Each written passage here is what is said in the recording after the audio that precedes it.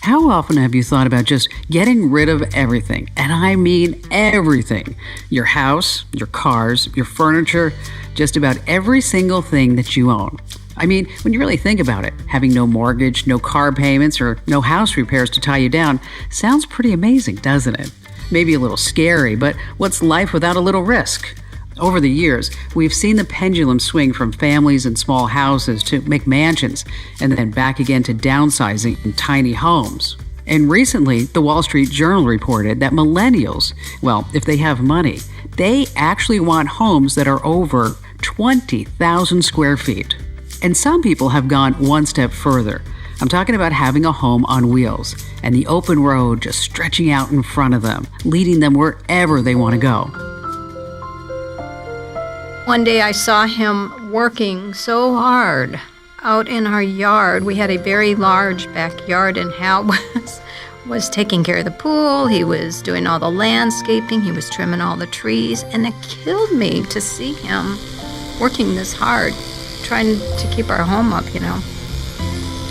And so I just thought about that, and the thought didn't go away. And I finally, what can we do to resolve this so he doesn't have to work so hard? He's traveling 2 and 3 days a week. He gets home, he's tired.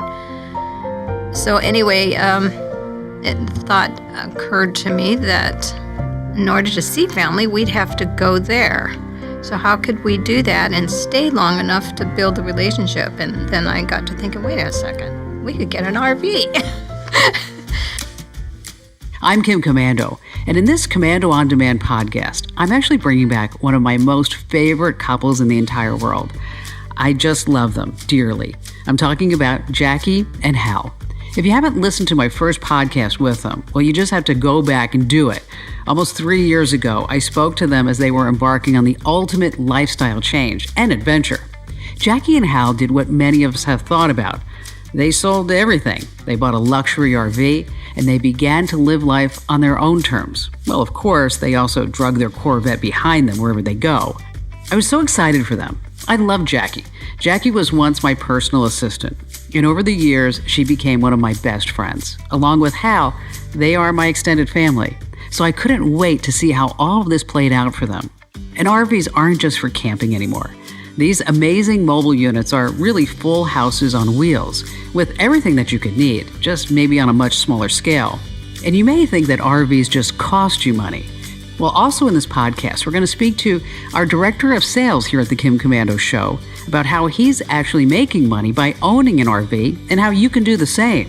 So you want to stay right where you are, because this is one of these podcasts that you're going to want to listen to, I bet you, more than once. And speaking of my podcasts, I have to tell you, the Komando On Demand podcast is not the Kim Komando Show. These Komando On Demand podcasts are full of extended interviews and news and things that I'd like to explore in great detail.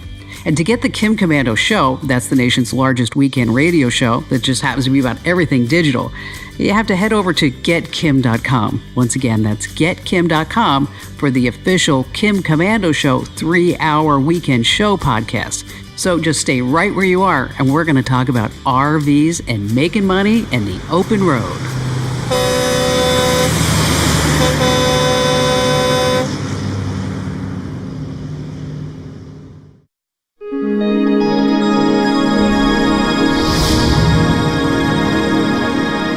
You two have been living it up. I mean, every time I talk to you, I see what's going on Facebook. You're busy doing something. So, be honest with me now. How has life on the road been? It's like there's never enough time to get anything done. I mean, while I'm here, it's a different kind of busy no matter where we are. I mean, because we're around family, number one, so everybody wants to see us. Everybody wants to spend time with us. So I feel like we're running. Right, Hal? Well, I don't know when we had time for a job, quite frankly. Since we retired, we've just been going 100 miles an hour and living every minute of it. Yeah, that's a fact. I wish we'd have done it 10 years earlier. Yeah, it's such an adventurous way to live. You never know what you're going to be doing from one day to the next and where you're going. We talked about this in the last podcast, but just to bring us all up to date, what's the biggest change to your lifestyle? I mean, since you were working for U.S. Airways, Hal, and Jackie, you were working for me. I think for me, it's just Jackie and I being able to spend the amount of time we do together. Obviously, with our jobs, Jackie took her, time that she needed for her stuff. Back in the days when I was working, obviously, I was out of town a lot. So, it's a huge change. We spend a lot of time together. The plus side of that is our relationship has grown so much. It's just unbelievable. Don't you think, Jackie? Oh, yeah, absolutely. She doesn't hate me quite as much as she used to. Well, I think a lot of that has to do with we're more relaxed, number one, because we don't have a real strict schedule. We are in charge of our schedule, so it is pretty flexible. We feel like, for instance, I'll give you an example. The weekend before, we decided to drive our bus out to some regional park here in Arizona and enjoy watching our son do a 44-mile bike race. So what we decided to do was drive up the night before, relax, chill out, get a good camping spot, because they were going to end up at Lake Pleasant. So there's campsites at Lake Pleasant. So we just took our whole house and went to Lake Pleasant and enjoyed the whole weekend. We were able to be there to watch him come across the finish line, and then that evening he didn't have to drive all the way home. He just spent the night with us and, just chilled out. And we had the grandkids with us, and that's always a hoot. Yeah. Having the kids with us. The weather wasn't that great, so we were stuck inside for the most part. But quite frankly, it worked out okay. We had some other visitors come up the day of the race, and we had a house full of people. We had a bus party. But we had food and drink, and it was just great. And, everybody had a place to be. And there was plenty of room in the bus. What did we have, like 9 people in the bus? Yeah, 9 people in there. And there was plenty of room. Yeah, so it was no big deal. And the good news is we got to sleep on our own bed every night. I think what everyone really wants to know is, since you've been all over the country, what's the most spectacular thing that you've seen, that you've experienced? That is such a hard question because there are so many things, and I'm not kidding you. Just going across the Golden Gate Bridge in the bus was like a thrill. Not because, there's not very much room going across the Golden Gate Bridge for a big vehicle like we're in. We're 70 feet long because we're towing a 25-foot trailer on top of it. So, but the view is what gets me. When you're in an RV where the front is all glass like that, the view is spectacular. So every place we go, there's always a wow, isn't there, Hal? Absolutely. We can be in Iowa, the fields in Iowa and the countryside is just amazing. And Wisconsin. Wisconsin and all of that part of the country. We very much enjoyed our little short trip up through South Dakota. But to Jackie's point, that windshield is like a living room big window, but you see the world from the highway, and it's just absolutely fabulous. And the cool part is, if we see something that interests us, that we can pull off the road and stop in and see what's going on and enjoy the view. And again, there's just so much to see out there, even if it's just going down the highway. It is just absolutely fantastic. Okay, what about surprises? What has surprised you the most? We're finding more and more places that we love to stay. There's a spot in these 2 old ladies that own an RV park in Iowa, I want to say. Every time we go through there, I think they're on I-80, and we've gone by there a few times now. But we always stop and see this beautiful park. It's an RV park. The yards are huge. It's all grass. It's well manicured. It's such a beautiful little place. And we've only spent one night each time we go through. But it always kind of stood out to me that this is such a gorgeous park. The problem is that it is out in the middle of nowhere. And there is nothing but fields around there. And, my heart goes out to them. They've got a beautiful park. And the only business that they're getting, for the most part, I think, is what's coming off I-80, and they're a couple miles off the highway. Those kind of places really stand out to me. The place we just came from in Winters, California, back up in the canyon, it's absolutely breathtaking. We love the mountains anyway, both of us do. And so being able to really camp while we're staying, we were there almost 6 months this year. Mm-hmm. Special reason behind Yeah, that. special reason behind that. Just such a gorgeous place. Now, it comes with challenges. I mean, that kind of a place, just about everywhere we go, we've got internet and we've got our phones and, we've got everything that we need. With Jackie working a lot with you all here, and I do some things, quite a few things on the internet as well. Those things are kind of important. But in Winters, California, not only do we not have any phone service, their internet had a lot to be desired, let me just say that. It worked, but it was not the greatest in the world. And in this particular season, obviously, as you know, they had some real issues up in that part of the country. We were right across the mountain from Napa when they had their fires up there. Just prior to those fires, we had one just a mile or two down the road from our campground, which took out the landlines, took out the internet, and closed all the roads. So we couldn't get in or out of this place. Mm-hmm. And It's a little scary, intimidating. Yeah, and there was no kind of service at all. I know you love living the dream in the RV, or the bus as you like to call it, but is there anything that you miss about having a traditional house?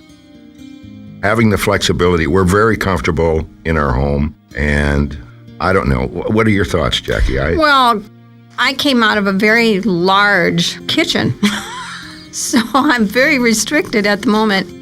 And so I like to have all the latest gadgets and stuff for baking and cooking and all that stuff. So obviously I've had to scale down a lot. However, the bonus is we do have the big slides. We have a basement under the bus, the big slides that come out. So I have probably most of the slides filled with baking pans and cooking gadgets and bread machine, everything else anybody else has that I use. But it is, I have to go to the basement to get it sometimes. And the working space in the bus obviously is a little bit restrictive, but she does a terrific job. I mean, there's not anything that she hasn't been able to do that she did at home. I know every time I talk to you guys, you're in a different part of the country. But what happens when you just want to take a little break from driving or visiting people? Where do you go? We're in Wisconsin in the summertime. Jackie's sister and brother-in-law have property there that it's full of trees.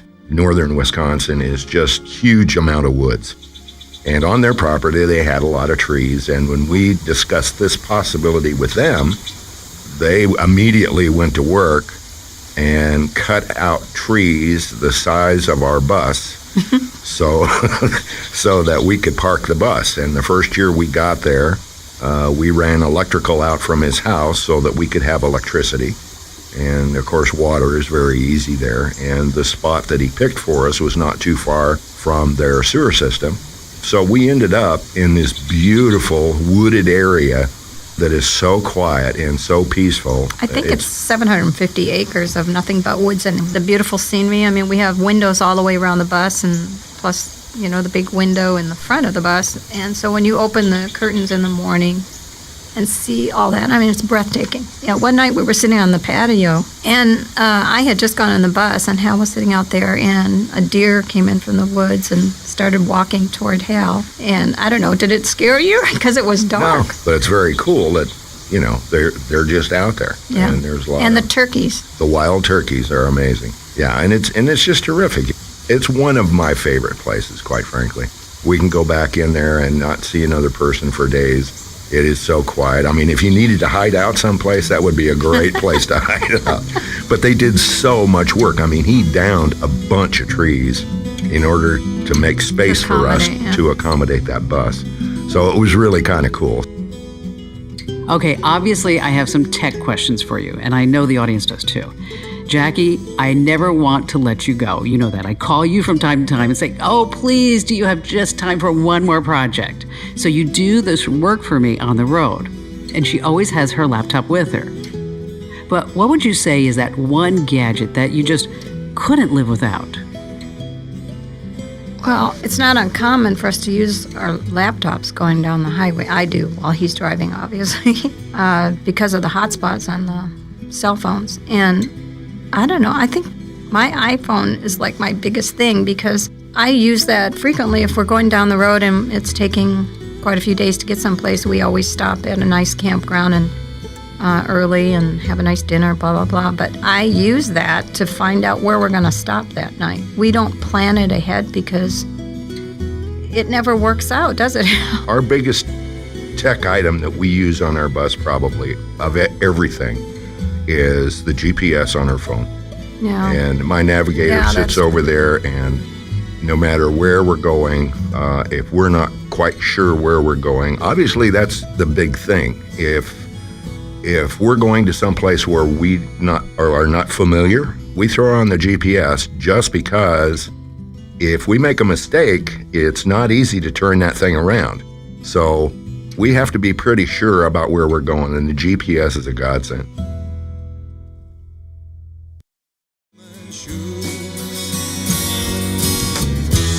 Every highway, let me slip away on you.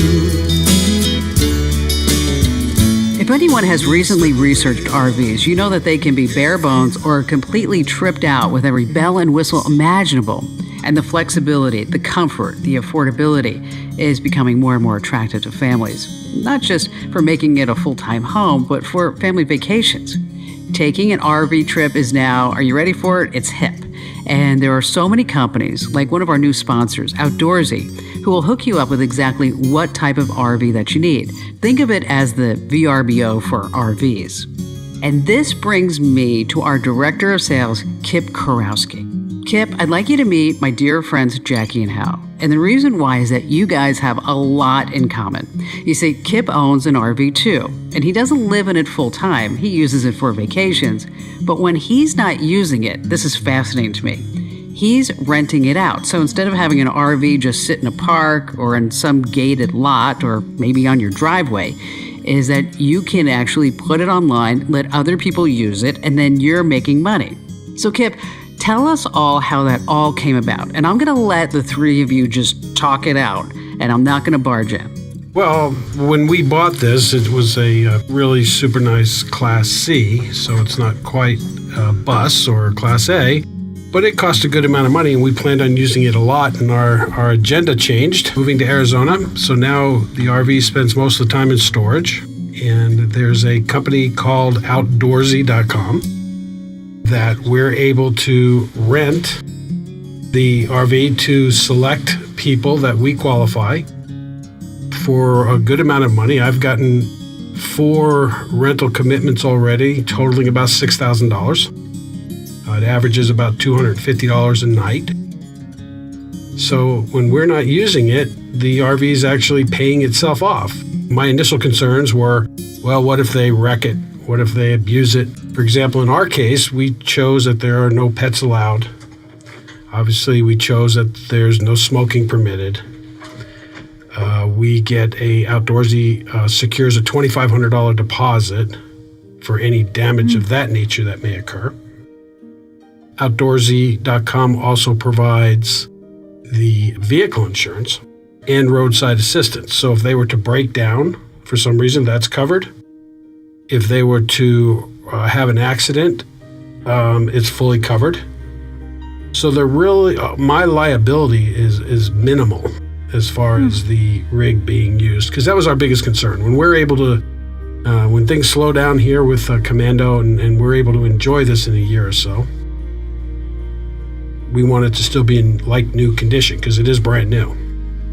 And so we're satisfied with what Outdoorsy provides. And so now when instead of it sitting there collecting dust, other people can enjoy it. They can enjoy the RV lifestyle without having to make a 6-digit investment. And they can rent it for a week or two. I've got one person that wants it for a month. And, and then they're done with it until the following year, and they're not stuck with the big RV payments and maintenance payments and operation payments. So it worked well for us. We loved it. How do you qualify the renters as far as being able to drive? What size is it? Mine is a 32-foot. So that's pretty good size. So how do you qualify them that they can handle that or know what to do? Each rental, first of all, Outdoorsy.com does background check. They do driver's license check and all these other things before they even issue them to insurance to be a qualified renter.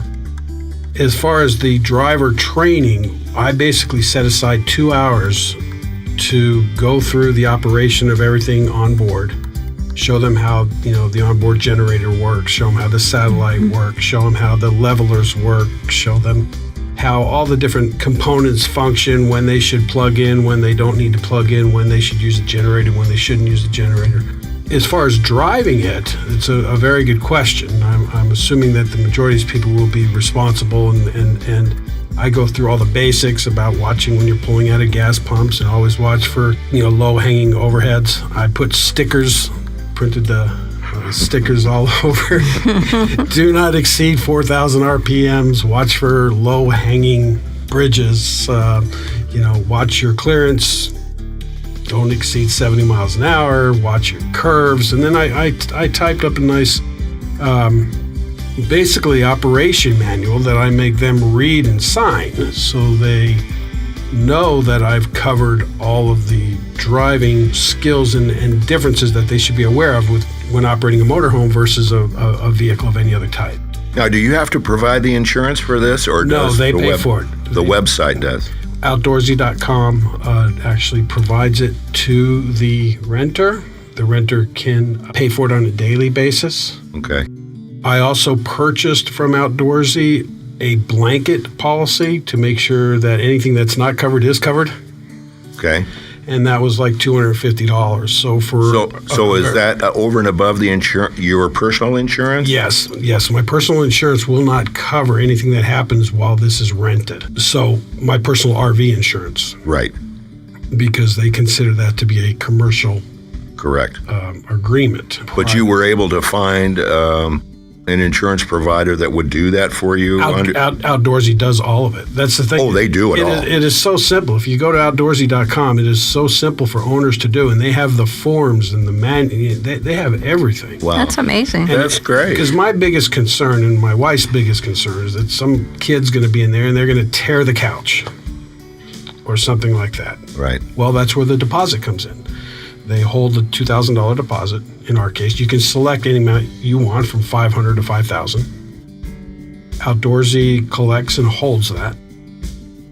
Once the RV is returned and you inspect it, if there's anything that's damaged, then you file the claim with Outdoorsy. Outdoorsy gives you the money to fix it, and that's how that works. Oh, that's really great. That's a fantastic way to invest in a unit, in an RV. It really is, and like I said, in my case, I've only been doing it for less than a month, and I've got $6,000 in reservations already. Wow, that's fantastic. And I get every 2-3 times a week, I'm getting inquiries. Right. Mm-hmm. And you can set rates for not just the rental itself. I'm averaging about $250 a night, even though the rental price is only $195. Because you're able to increase it for holiday season and busy seasons. Right. You're able to get a premium rate. But then you also include on there cleaning deposits. So it encourages the renter to bring it back clean. Certainly. A fuel deposit. It's only half the size of what you put in your Class A, but it's still $150 to fill that up. You bet. So you get that in advance. So you're protected on all ends. And then I put in a bunch of goodies at no cost to entice better quality renters. I'm providing his and her bicycles, and there's a raft underneath it, and there's fishing gear underneath it. Oh, that's fantastic. Really good. So they can, take their kids and head up to the Grand Canyon and just, park for a week and have a great time. Mm-hmm. There's a barbecue that comes with it. That's excellent. All these things. So they can really make an event out of it. Mm-hmm. And, That's excellent.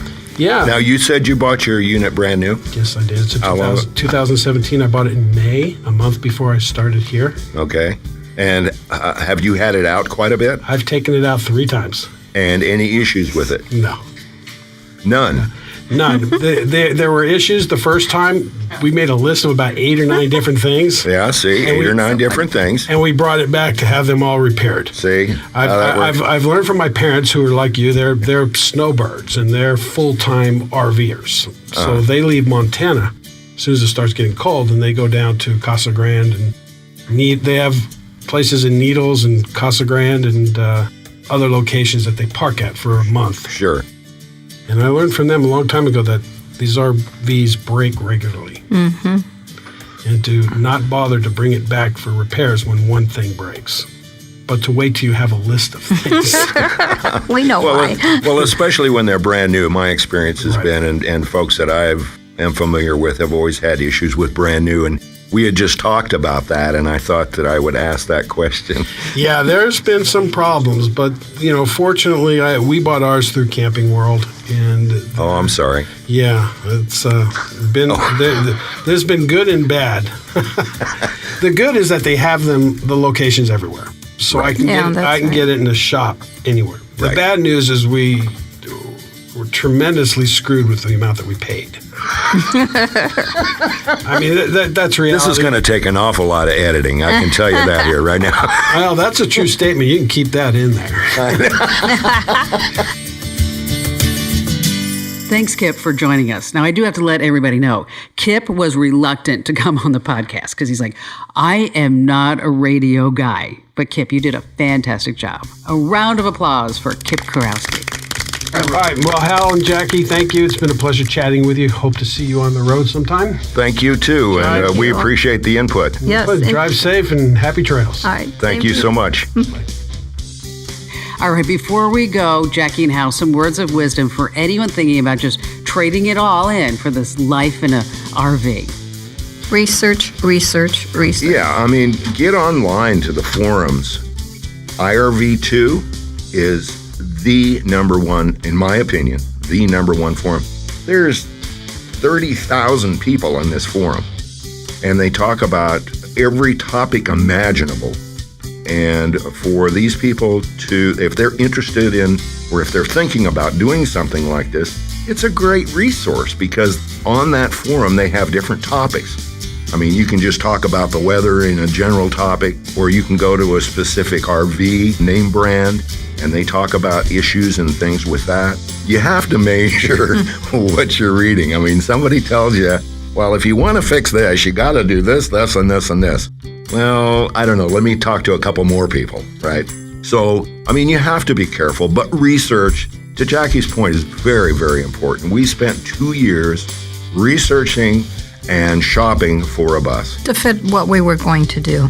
Everybody has a different reason why they're doing this. So many people, they say, oh my gosh, it'd be so fun just to travel the country and see the sights, and in 2 years they burn out, and financially they generally will burn down as well because they've spent all this money invested in this unit, and at the end of the day they lose a lot of money in their investment, and they become unhappy because now that they've been there, done that sort of thing, then they're burnt out on it. So they have to have a reason. What's the purpose that we're doing this? And that's really got to be pretty solid. And then you've got to sit down and do a budget and figure out what it is it's going to cost you. Jackie and I would be on the road 2 or 3 times as much if we could afford to do that. Thank you guys for making a stop here with us today. I always love seeing you.